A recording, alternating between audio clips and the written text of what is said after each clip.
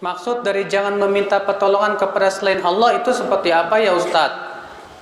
Kita tidak boleh meminta dunia atau mengharap dunia atau bagaimana ya Pak? Minta tolong kepada manusia dalam perkara yang manusia mampu melakukannya boleh kata manusia, kata Allah, kata para ulama. Contoh, Bapak minta tolong sama teman, tolong dong ambilin pulpen saya yang di situ. Kan minta tolong Pak ya. Tapi dia mampu kan? Mampu. Nggak apa-apa. Bapak minta tolong kepada istri, tolong dong pijetin bau saya nggak enak. Boleh nggak Pak? Boleh nggak Pak? Yang dimaksud itu Pak, meminta tolong kepada manusia dalam perkara yang manusia tidak bisa lakukan. Contoh, tolong dong sembuhkan saya. Emang yang menyembuhkan siapa? Manusia itu cuma bisa ngasih obat, ngasih resep. Sedangkan yang menyembuhkan siapa? Allah. Berarti minta kesembuhan kepada manusia syirik.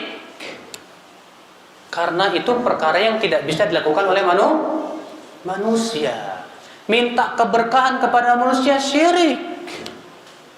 Karena manusia tidak bisa memberikan keberkahan. Berkah itu hanya milik Allah. Itu maksudnya Pak.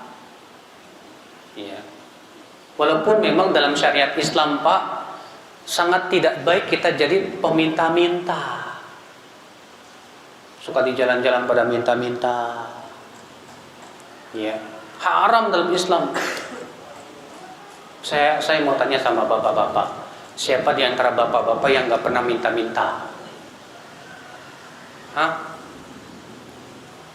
Ada nggak? Pernah minta-minta? Pernah minta-minta? Hah? Sama makhluk nggak pernah? Pernah? Sama orang tua? Antum pernah? Sama siapa? Sama teman? Nggak pernah? Jarang. Terkadang ada teman kita mau umroh, bapak bilang jangan lupa ya oleh-olehnya. Minta-minta itu Pak. Teman bapak gajian bilang traktir dong, minta-minta itu Pak. Cuman gayanya aja beda. Kata Rasulullah SAW kepada seorang sahabat apa? Ya Qabisah, innal mas'ala la tahidu illa li hadits salasah. Hai Qabisah, sesungguhnya minta-minta itu nggak boleh kecuali untuk 3 orang saja. Yang pertama untuk orang yang kehabisan uang untuk mendamaikan 2 kabilah yang berseteru. Yang kedua orang yang bangkrut sampai hartanya ludes. Yang ketiga orang yang fakir miskin dan disaksikan di tempatnya oleh 3 orang yang adil bahwa dia memang miskin banget. Selain itu bisa nggak boleh. Itu harta haram kata Rasulullah. Dikecualikan juga oleh para ulama, minta kepada yang kita punya hak atas dia. Anak minta sama orang tua boleh. Istri minta sama suami boleh. Rakyat minta kepada penguasa boleh. Karena hak itu hak mereka. Adapun sama teman tak boleh Pak. Jangan punya kebiasaan Pak ya minta ditraktir. Jangan punya kebiasaan ada orang umroh jangan lupa oleh-olehnya. Karena itu kebiasaan yang sangat tidak baik. Itu namanya meminta-minta. Islam sangat tidak menganjurkan sifat seperti itu. Islam menganjurkan tangan di atas lebih baik daripada tangan di bawah.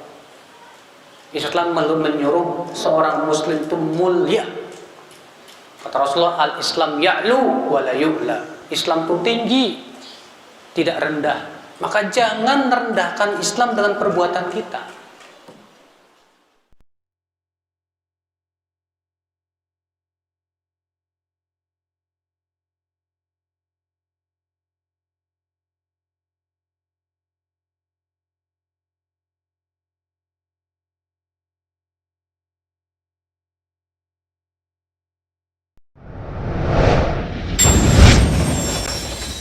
Ingat Bapak sekalian, setiap harinya kita meminta kepada Allah Subhanahu wa taala apa?